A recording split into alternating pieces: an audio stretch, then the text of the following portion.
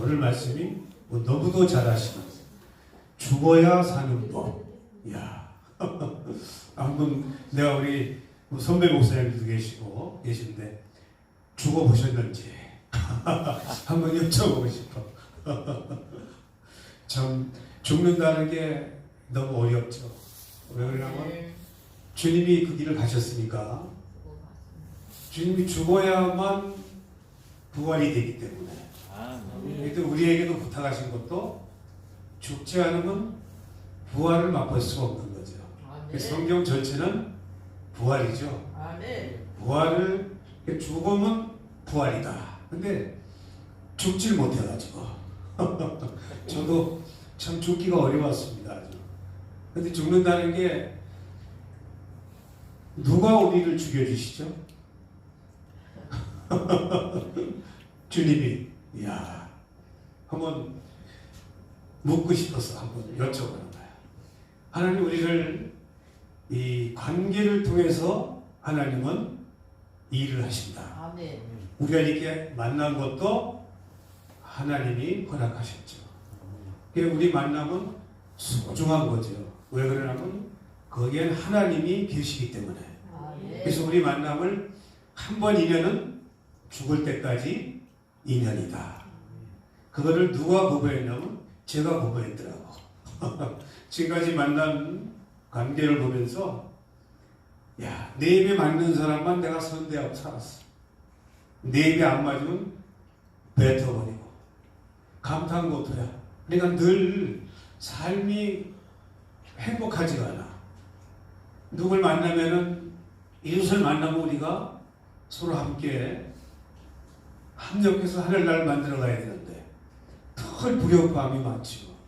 그러면서 무엇을 발견했냐면 저는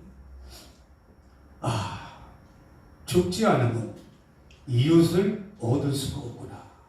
목회라는 것도 저도 이제 목회를 평창교에서 시작했는데 하나님은 다듬어지지 않으니까 인간을 만들어야 되는데 인간이 안 만들어진 거야. 그러니 하나님은 광야로 내보내죠. 그러니까 우리 크리스찬들을 하나님은 광야란 교회가 필수 코스로 가야 되는데 광야 교회에 나오면은 좋았던 바로 옆에 있는 사람도 싫은 거야. 왜? 원망불평. 내 입엔 그거밖에 없어. 그래 이게 삶이 예수를 믿으면 기쁨이 있어야 되고 행복해야 되는데 행복이 아니고 이건 저것만 안 보면 좋겠어. 그냥 꼴배기 심리 왜 이렇게 많아? 이게 참 누가 문제가 아니더라고. 이게 제가 문제더라고요. 그래서 이거를 바꿀 수가 없더라고요. 저는. 그래서 죽질 못하는 거야 인간이. 하나님은 일방적으로 나를 하나님이 부실 수가 있을까요? 일방적으로 하나님은 인간을 부실 수가 없습니다. 그래서 하나님은 누굴 동원시키냐면 여기 계신 분들을 동원시키는 거야. 이렇게 한 집에서 이렇게 살아갑니다 우리가. 그런데 한 부류는 마음에 들고 저쪽은 내 마음에 안 드네. 그러니까 늘 우린 갈등 속에 살아갑니다. 인생이. 하나님을 믿어도 그 갈등 속에서 우리 삶이 시작되는 거예요. 그러니까 하나님 그게 뭐냐면 나하고 맞는 사람을 붙여놓으면 얼마나 좋겠어. 그러니까 하나님은 나하고 꼭 안 맞는 사람을 붙여. 그래 놓고서 한번 어떻게 하는가 보시는 거예요. 참 이게 인간관계라는 게 참 너무 이게 참 기가 막히죠. 꼴배식이 너무 많으니까. 그러니까 이게 이웃을 바라보는 시각이 내 눈에 들보가 하도 막 크니까 이웃의 티만 보이는 거야. 여기 계신 분들 티가 안 보이죠? 안 보이나 봐. 이웃의 티가 안 보이실 거야 아마. 저는 티가 너무 많이 보여가지고 그 주님이 알고 보니까 야 그거 티를 보는 건 네 눈에 큰 들보가 있단다. 주님이 그렇게 설명하는 거죠. 성경이 말하고 있고 이놈은 이 눈에 있는 들보를 뺄 수가 없어. 그래서 하나님은 센 사람은 센 사람을 붙이더라고. 저도 센 사람을 옆에 붙여놓고 하나님이 한 15년을 갈기 시작합니다. 그분은 내가 어떻게 할 수가 없어. 감히 도전할 수도 없어. 그러니 맨날 죽어야 돼. 속에선 천불이 올라와. 성령의 불이 팡팡팡 올라와야 되는데 이건 천불만 올라와야 날마다. 그게 삶아진다는 말이지. 그런데 오랜 세월 기도합니다. 하나님 왜 그런 사람 붙여놓으셨어? 그래서 어느 날 하나님이 한 10년을 기도했을 겁니다. 근데 결과가 뭐냐면 그 모습이 그가 그렇게 센 모습이 너도 똑같다 그러시는 거예요. 그래 제가 어떻게 할 수가 없더라고. 그래 어느 날 내가 그 모습처럼 사는 것 같잖아 나 자신은. 근데 그렇게 사는 모습이 바로 너의 모습이다. 너는 그 센 사람을 보면서 너를 배워라. 알고 보니까 이웃을 붙여놓은 것이 하나님이셨더라고. 그러면서 내 입에 맞는 사람을 붙여놨으면 얼마나 좋겠어. 근데 아닌 사람을 붙여놓고서 하나님은 우리를 몰고 가시는 거죠. 우리 계신 목사님들도 내 마음에 맞는 사람만 같이 사셨어. 내 입에 맞는 사람만 있다면 너무너무 좋죠. 근데 그거는 하나님이 사생활을 여기는 거예요. 내 입에 맞는 것은 어떤 누구도 할 수 있다. 내 입에 안 맞는 사람을 꼭 붙여놓고서 하나님은 나를 몰아가시죠. 늘 관계 속에서 늘 우리는 원망 불평을 안 할 수가 없더라고. 그래서 지금이 우리가 광야 시대에 있는 거 아닌가. 그 이스라엘을 유대민족을 광야로 끄집어내서 그들을 가나안 땅, 하나님의 목적은 우리 모두를 가나안 땅으로 데리고 가는 게 목적이에요. 그런데 우린 지금 광야를 지나가야 되는데, 광야를 지나간다는 것은 광야에서 원망불평한 것을 정돈이 돼야 가나안 땅을 들어가는데, 이웃과의 관계에서 늘 원망불평이 나온 것을 저 자신은 이웃을 통해서 발견합니다. 나와 동행한 분들을 통해서 나의 모습을 발견하고, 또 우리 안에 어떤 분이 계시죠? 주님이 우리 안에 계시죠. 그럼 우리에게 구약시대는 선지자를 통해서 또 모세를 통해 하나님은 하나의 뜻을 선포하고 그렇게 해왔는데, 신약은 뭐냐면은 성령님이 우리에게 오셨다. 그럼 우리 여기 계신 분들 안에는 누가 계시죠? 주님이 계시죠? 네. 자, 그럼 주님이 계시면은 내가 여기 계신 분들을 미워한다면 누굴 미워하는 거예요? 주님을 미워하죠? 저는 그거를 발견했습니다. 사람을 미워한 것이 우리 주님을 미워하는 거였구나. 왜? 우리 안에 주님이 계신 것 인정합니까? 아멘. 너희 안에 그리스도 계신 것을 알지 못하면 너희는 버리운 자다. 그럼 내 안에 주님이 계시다는 걸 인정을 하시죠? 그 옆에 계신 분들 서로 보시죠. 서로 그 안에도 주님이 계시죠? 근데 왜 이렇게 미워하고 사셨어?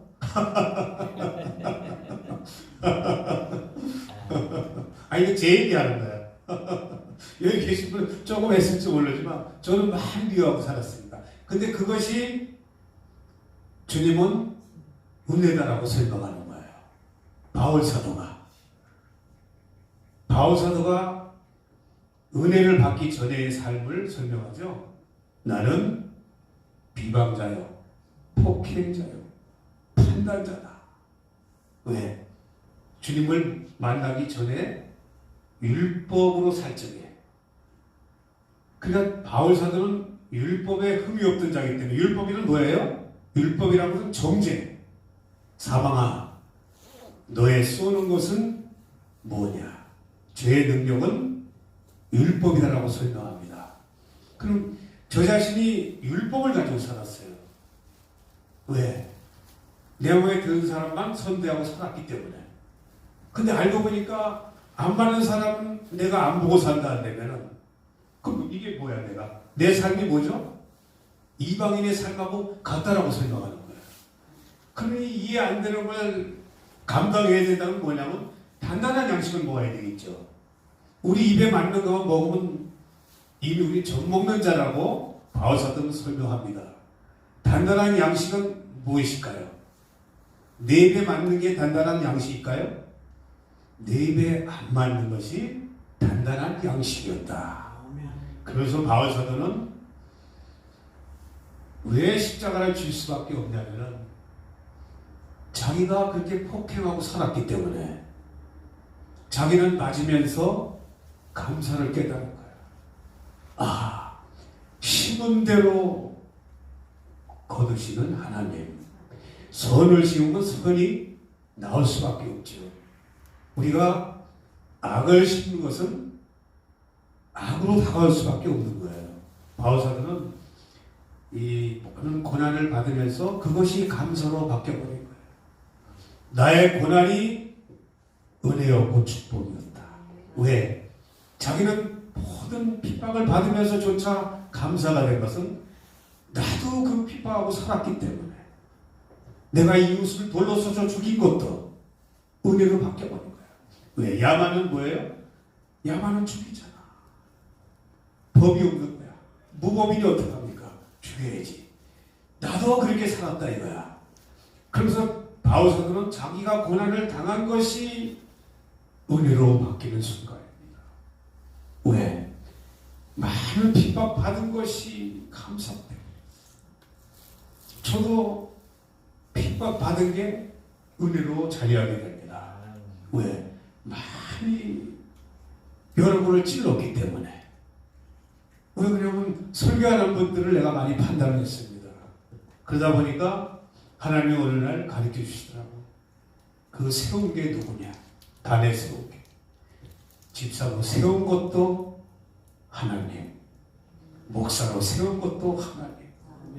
세운 분을 판단하는 것은 곧 나를 판단하는 거다라고 주님이 가르치며 왔습니다. 그 이후부터는 어떤 누구도 판단할 수가 없죠. 저하고 전혀 맞지 않아도.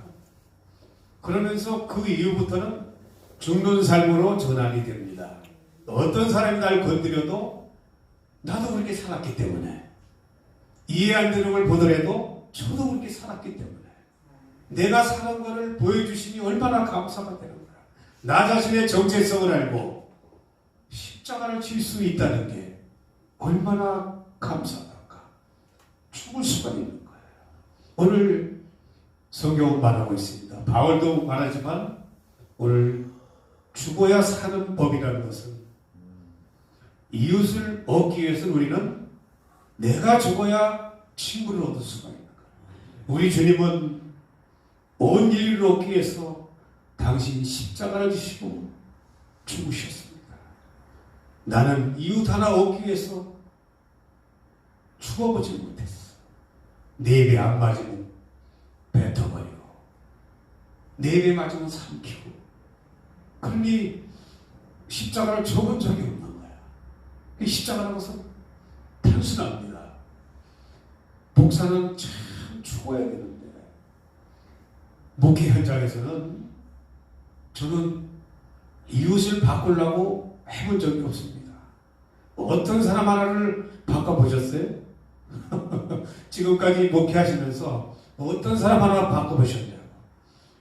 야, 내가 알기로 우리 여자 목사님들이 참 힘들죠. 왜 그러냐면 남의 편하고 살려니까 얼마나 힘들어.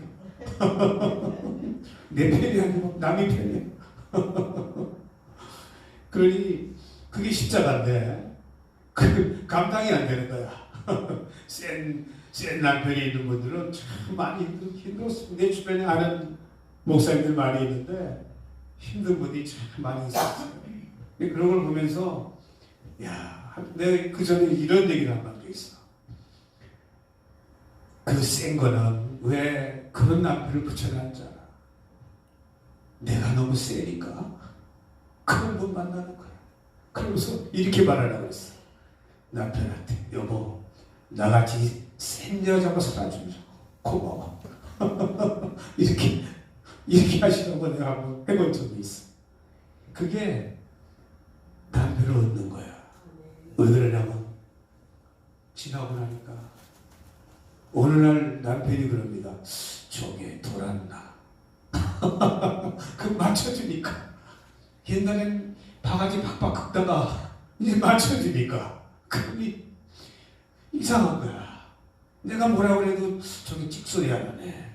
그 어느 날 내가 온전히 복종이 될 적에 하나님 보시기에 온전한 복종이 될 적에 하나님은 남편을 바꾸기 시작하죠. 참 이게 주님이 오신 비결입니다. 그래서 우리는 십자가를 진다는 것은 이웃을 얻기 위해서 내가 죽으면 이웃이 친구가 됩니다. 근데 내가 살아있으면 친구가 안 돼. 맨날 너 잘났네 나 잘났네 이렇게 살 수밖에 없어. 그 목사에게 우리에게 주신 것은 뭐냐면 십자가 전하는 거야. 저도 십자가를 지금도 지고 살아갑니다. 왜? 그분하고 친구가 되려고 하니까 내가 져야지. 그래야 친구가 되더라고. 근데 지금 속은 상한데 기도로 승화시키고 이웃을 얻기 위해서 나를 죽이는 삶. 오늘 이렇게 주님도 이렇게 설명합니다. 바울사도도 십자가밖에 잘하는 것이 없다. 자, 이제는 결론을 내리겠습니다. 이젠 이웃을 얻기 위해서 어떤 사람을 난 얻을 수가 없어. 저는 못 얻겠더라고요. 그래서 나를 포기한 거야. 내가 망가지면 삐에로로 살면 광대로 살면 이웃을 얻을 수 있겠구나. 그게 주님이 오신 방법. 주님은 모든 사람의 친구가 되줬는데 나는 그 사람 때문에 내가 뭘 주고받나. 그 한 사람을 얻기 위해서 주님은 제자를 얻기 위해서 죽으신 거예요. 다수를 위해서 그런 거예요. 그리고 우리에게 오늘날 십자가는 그 시대나 지금이나 동일한 거죠. 이제 오늘 이 말씀처럼 내가 이웃을 얻기 위해서 주님의 뒤를 따라갈 수 있는 십자가를 넉넉히 져서 아멘. 온 인류와 또 이웃을 친구로 얻을 수 있는 저와 여러분 되실 주의 이름으로 축원합니다. 아멘. 축원합니다.